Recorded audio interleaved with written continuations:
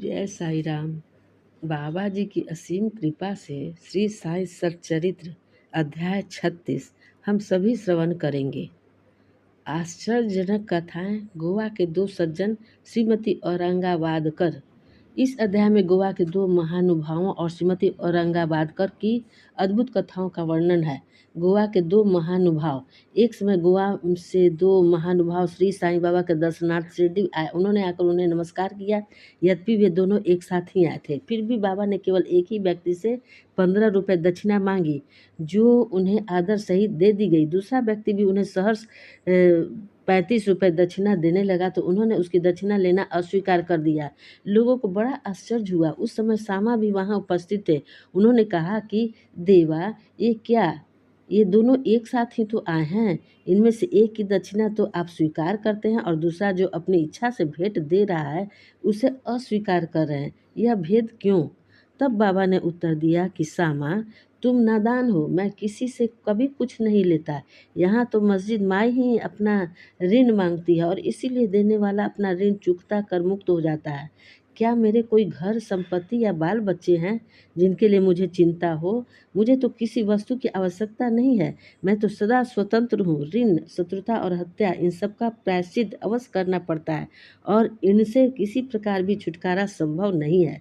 अपने जीवन के पूर्वार्ध में ये महाशय निर्धन थे। इन्होंने ईश्वर से प्रतिज्ञा की कि यदि मुझे नौकरी मिल गई तो मैं 1 माह का वेतन तुम्हें अर्पण करूंगा।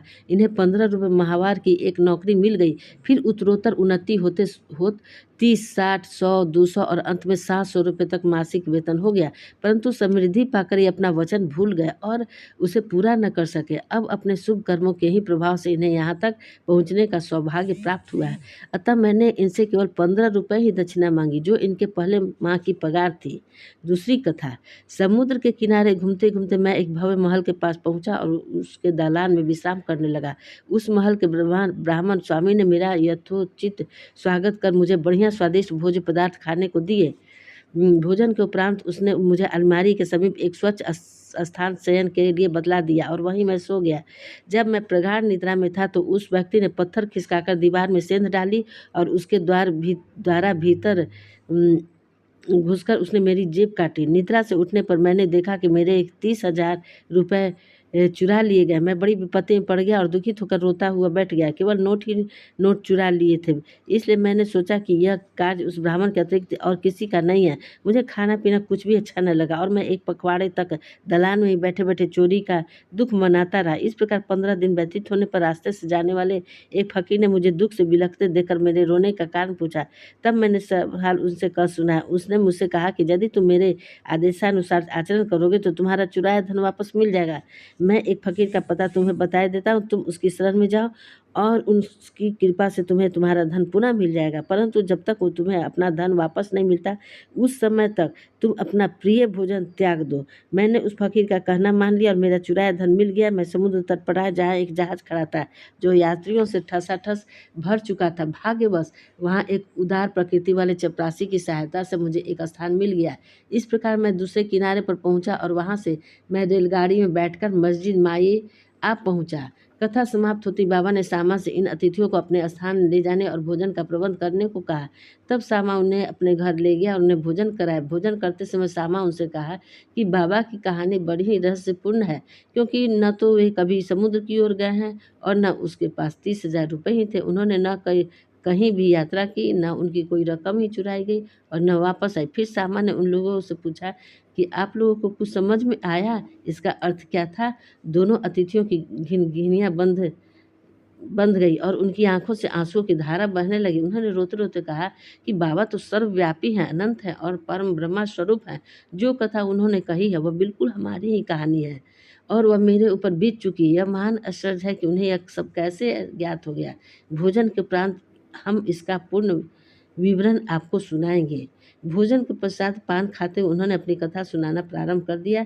उनमें से एक कहने लगा, घाट में एक पहाड़ी स्थान पर हमारा निवास स्थान है। मैं अपने जीवन निर्वाह के लिए नौकरी ढूंढने गोवा आया था। तब मैंने भगवान दत्तात्रेय को वचन दिया था कि यदि मुझे नौकरी मिल गई तो मैं तुम्हें 1 माह का पगार भेंट चढ़ाऊंगा।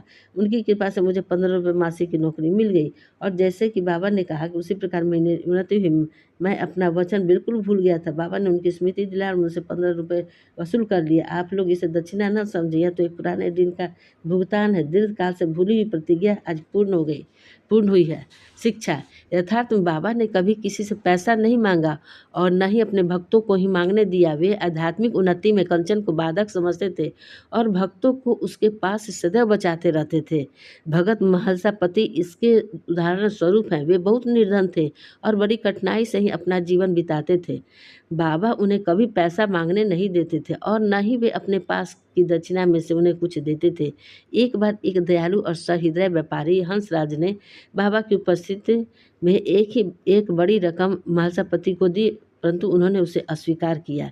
अब दूसरा अतिथि अपनी कहानी सुनाने लगा। मेरे पास एक ब्राह्मण रसोइया था जो गत 35 वर्षों से ईमानदारी से मेरे पास काम करता आया था। एक दिन उसका मन पलट गया। उसने मेरे रुपए चोरी कर लिए। मेरी अलमारी दीवार में लगी थी और जिस समय हम लोग गहरी नींद में थे उसने पीछे से पत्थर हटाकर मेरे 30,000 रुपये का नोट चुरा लिए। मैं नहीं जानता था कि बाबा को यह ठीक धन राशि कैसे ज्ञात हो गई। मैं दिन रात रोता दुखी रहता था। एक दिन जब मैं इसी प्रकार निराशा और उदास होकर बरामदे में बैठा था, उसी समय रास्ते में से जाने वाले एक फकीर ने मेरी स्थिति जानकर मुझसे इसका कारण पूछा। मैंने उसे सब हाल कह सुनाया। तब उसने बताया कि कोपर गांव तालुके के सिरडी ग्राम में श्री साईं बाबा नाम के एक औलिया रहते हैं। उन्हें वचन दो और अपना रुचिकर भोज पदार्थ त्याग मन में कहो कि जब तक मैं तुम्हारा दर्शन न कर लूँगा उस पदार्थ को कदापि न खाऊंगा। तब मैंने अन्न खाना छोड़ दिया और बाबा को वचन दिया, बाबा जब तक मुझे तुम्हारे दर्शन नहीं होंगे तथा मेरी चुराई गई धनराशि नहीं मिलती तब तक मैं अन्न ग्रहण न करूँगा। इस प्रकार जब 15 दिन बीत गए तब वह ब्राह्मण स्वयं ही आया और सब धनराशि लौटाकर क्षमा याचना पूर्वक कहने लगा कि मेरी मति ही भ्रष्ट हो गई थी जो मुझसे ऐसा अपराध हुआ। मैं आपके पैर पड़ता हूँ, मुझे क्षमा करें। इस प्रकार सब ठीक ठाक हो गया। जिस फकीर से मेरी भेंट हुई थी जिसने मुझे सहायता पहुँचाई, वह फकीर मेरे देखने में कभी नहीं आया। मेरे मन में श्री साईं बाबा के दर्शन की, जिनके लिए फकीर ने मुझसे कहा था कि बड़ी तीव्र उत्कंठा हुई। मैंने सोचा कि जो फकीर मेरे घर पर आया था वह साईं बाबा के अतिरिक्त अन्य कोई नहीं हो सकता, जिन्होंने मुझे कृपा कर दर्शन दिए और मेरे इस प्रकार की सहायता की। उन्हें 35 रुपये का लालच कैसे हो सकता है।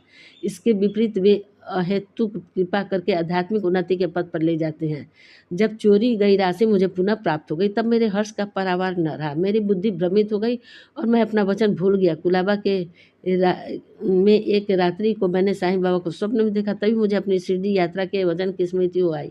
मैं गोवा पहुंचा और वहां से एक स्टीमर द्वारा बम्बई पहुंचकर शिरडी जाना चाहता था, परंतु जब मैं किनारे पहुंचा तो देखा कि स्टीमर खचाखच भर चुका है और उसमें बिल्कुल भी जगह नहीं है।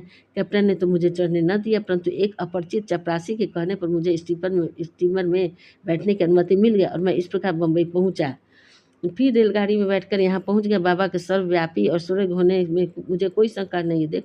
देखो तो हम कौन है और कहाँ हमारा घर। हमारा भाग्य कितना अच्छा है कि बाबा हमारी चुराई गई राशि वापस दिलाकर हमें यहाँ खींच कर लाए। आप शिरडीवासी हम लोगों की अपेक्षा सहस्र गुना श्रेष्ठ और भाग्यशाली है, जो बाबा के साथ हंसते खेलते मधुर भाषण करते और कई वर्षों से उनके समीप रहते थे। यह आप लोगों के गत जन्मों के शुभ संस्कारों का ही प्रभाव है जो कि बाबा को यहाँ खींच लाए। श्री साईं ही हमारे लिए दत्त हैं।